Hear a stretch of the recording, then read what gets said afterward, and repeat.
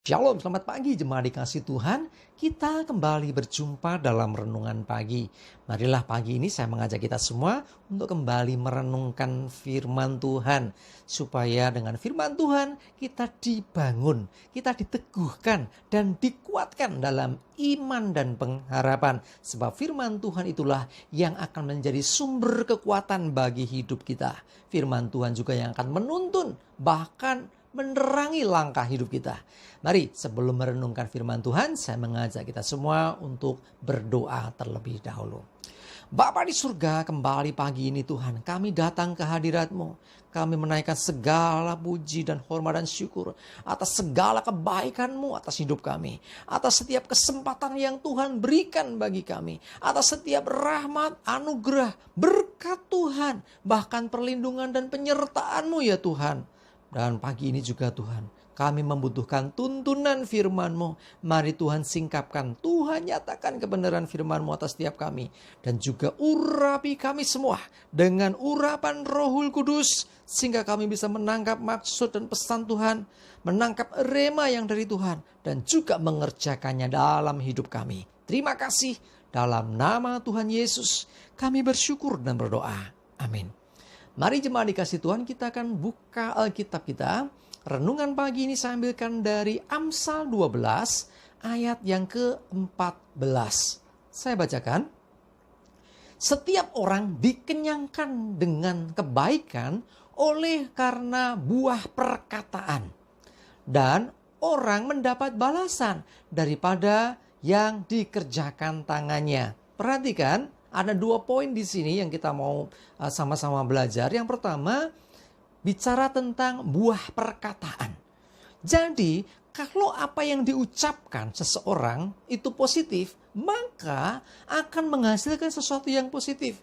Tetapi kalau yang diucapkan tuh hal-hal yang negatif, hal-hal yang buruk, mungkin bersungut-sungut, mungkin bahkan kata-kata caci maki atau orang Jawa bilang miso-miso gitu ya.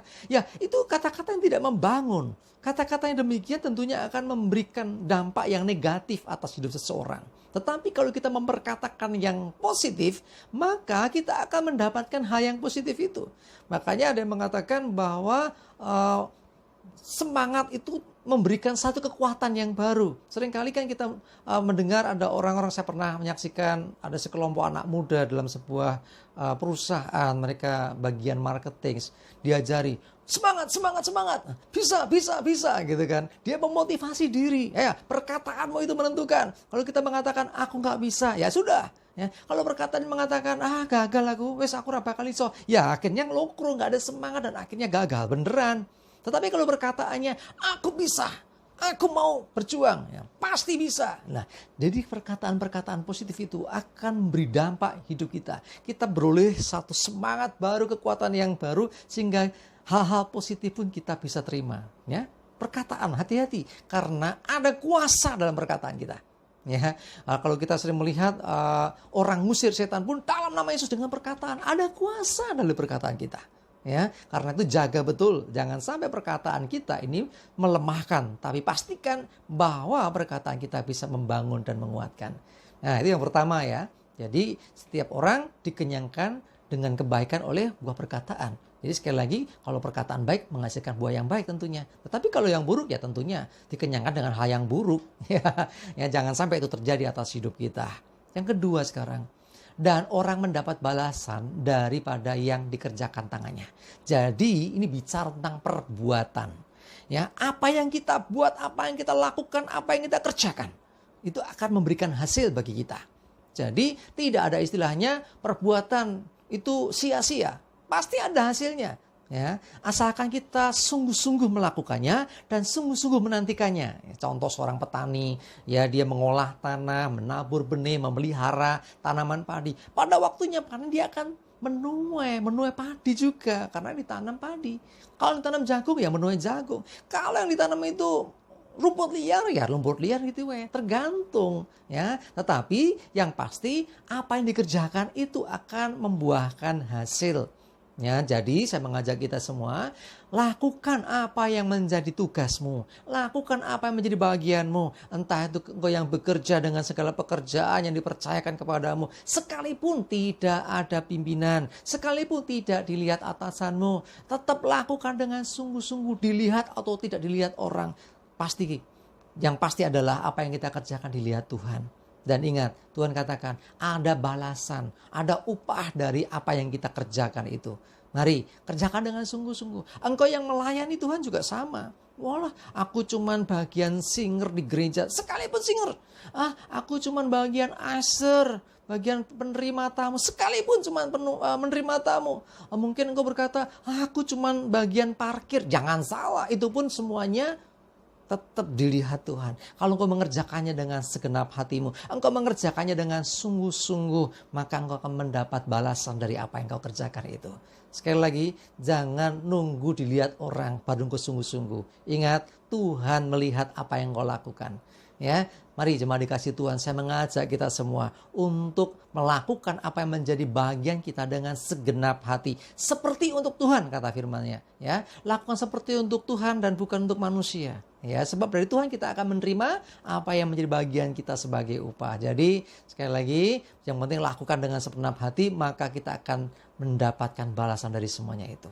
Jemaat dikasih Tuhan, dua hal ini jadi pelajaran penting buat kita hari ini. Yang pertama adalah jaga perkataan kita. Pastikan hal yang baik, yang positif, kata-kata yang membangun dan menguatkan. Karena ketika kita mengucapkan itu, bukan hanya ke orang lain dampaknya, tetapi juga untuk diri kita sendiri. Kita pun akan merasakan yang baik. Jadi orang yang selalu mengucapkan yang baik, hidupnya akan pasti baik.